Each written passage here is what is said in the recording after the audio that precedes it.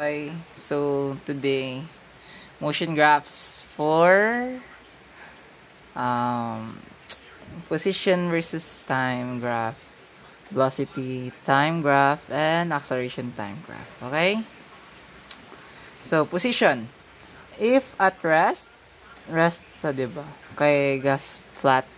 Ang flat line guys kung sa position time graph is rest. So, velocity mo must be 0 as well as your acceleration. So, amo ni sa tanan yung mga graph. Need solohon. If hindi masolo, insindihon. Okay. So, that is the first. Kung rest is 0 ang velocity. Tapos, ang acceleration is 0 man. Next is pasaka.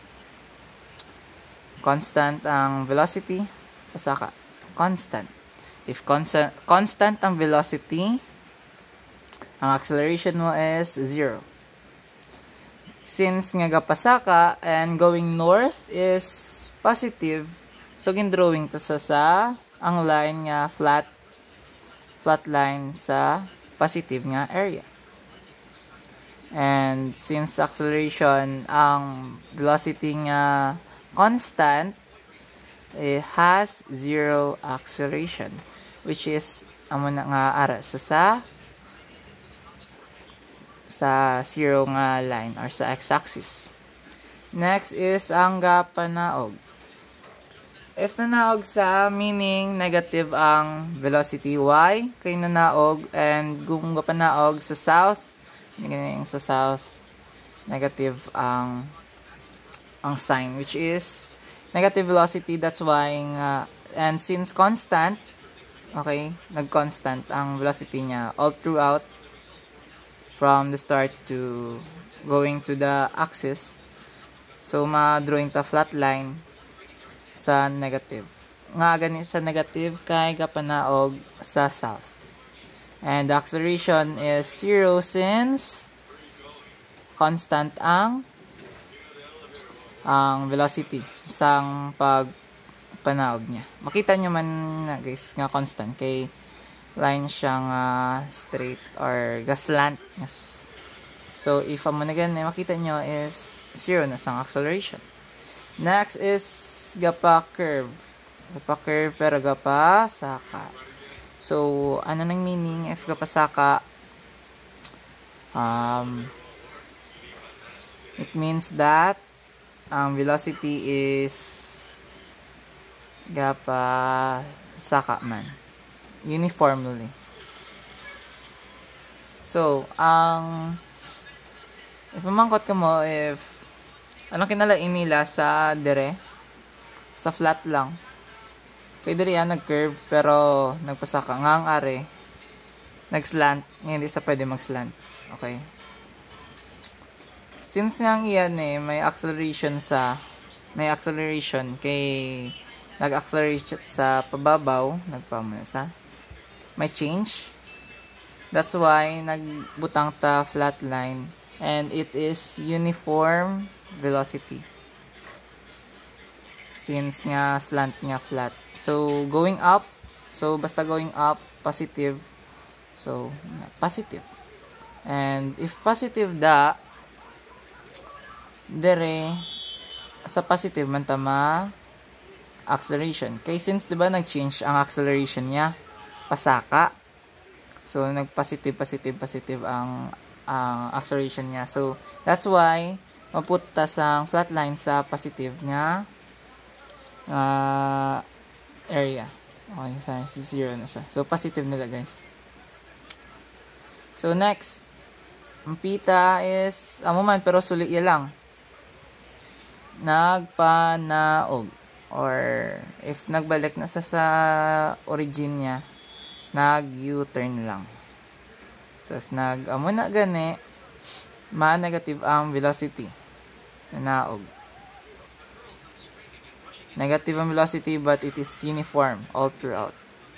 And since uniform, again, sa negative ang flat nga line. Okay?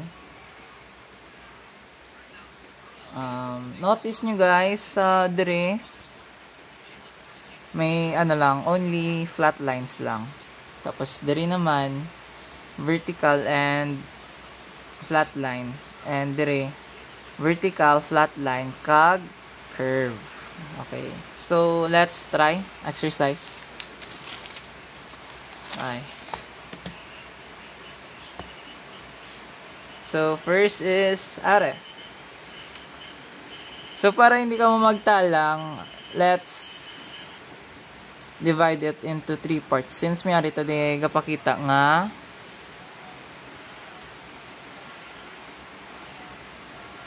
nagnaog, nagrest, tapos nagsaka. So, let's divide. Divide tagay sa. Divide, invisible line, then invisible line. Para mabalaan ta kung anong ibutang ta sa piyak and sa piyak. Mandari sa ginabutang ako na invisible line for guide na lang balahaw. Okay? Okay. Let's go. First is nagnaog. Constant ang velocity? Yes. Pero kay nanaog, basta south gani, negative. So din ta mabutang flat line kay uniform sa dalom. Nan. Then, nagrest. Kung nagrest, pilang velocity? Siyempre, zero man. So, dili man ito mabutang. Okay, butang. Then, nagsaka. Nag-positive. Dito ma-flat line. Diba? Flat mo na. Nagsaka sa. Pero, positive lang. Kaya nagpasaka. Gani, nagpa-north. So, mabutang ta flat line sa babaw. So, ayun na. Diba? Kita nyo, masapos akong gina-divide. So, nagpanaog, nag-negative ang velocity. So, sa negative to nagbutang. Nag-rest. Butang ta sa rest. Tapos, nagpasaka. Dire man ta mabutang sa flat line sa babaw. And, dire naman sa 80, acceleration time graph. So, ang acceleration ta all throughout is since kay constant, basta constant ang velocity, ang acceleration ta is from here, constant, so 0. From here, nag-rest, constant, so 0. From here, nag-constant, so 0. Okay. Hindi nyo napagbutangan arrow guys eh. Nabutangan ko lang to arrow kagina para makita nyo kung diin ko nagbutang sang line. Okay? So, next. Naman Japon, i-divide sa into 3. Since nga nakita ta, it has 3 parts. Man ang dere. Okay, let's start for the position and time graph. Ano muna ito makita sa velocity? Nag-rest. Or, dili lang ito masugod na. Okay? Nag-rest na pero in which positive or negative. So, hindi ta pa siya ma-determine. So, unahon ta ang tunga. So, din sa so, di ba na pagka-rest yan, nagpasaka sa positive. Tapos, nag-rest ulit. So, what it does mean? So, ang position ta for sa tunga is nagpasaka, so nagpaslan sa from. Kaya nagpositive from the negative to positive. Nagpasaka. Sakta. Tapos nakita ta rest dua. So mabutang ta rest. Rest da sa rest man na di. I gets. Pero kung nagpanaog na siya guys, so ang sa tunga mo is nagpanaog, then butangan mo ang dua ka rest. So much better guys if sa ulado nyo to ang graph nga ginpakita o kagina or familiarize or intindihan nyo na lang para hindi ka magtalang. And since another constant ang velocity, so ang acceleration ta is 0. Okay? 0. Sa 0. Next. Oh, acceleration tan doon nag-stairs. Pero, alin sa alin? Sa negative. Okay, alin sa negative. Nag-rest, tapos nag-positive. Naunta sa velocity. Naunta sa 3 nga parts. Okay? Sa dalom ang acceleration. So,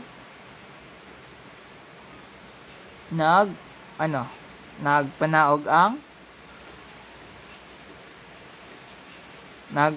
ang velocity. Tsakta panaog sa none. Basta panaog na. Then nag-rest, nag-0. So rest man na di. Then nagsaka, so saka eh. So diri naman sa PV T. Okay? I-analyze ta ha. So nanaog kung gapanaogan ni anong iyang tsura duga curve. Pero duga pa slightly panaog sa. Okay? So nag-curve panaog. Curve. Nag-rest. Okay. Nag-rest. Up, nag-rest. Okay. Pwede mo na guys kung amo na kung other version niya is pagka mo na nag-rest, nagpaamo na, then nagpasaka. So nagpasaka. So saka. So any of the two okay lang man. It's acceptable. So amo na guys, ang ma-advise ko lang is intindihan ang concepts in every graphs. Be familiarize sa mga lines, especially sa each graph, kung ano lang ilang value from other graphs. For example, ang slant nga panaog para sa negative sa velocity, tapos rest sa 0 sa 80 graph, something like that. So I hope you learned something new today. That's all. Thank you. Bye bye.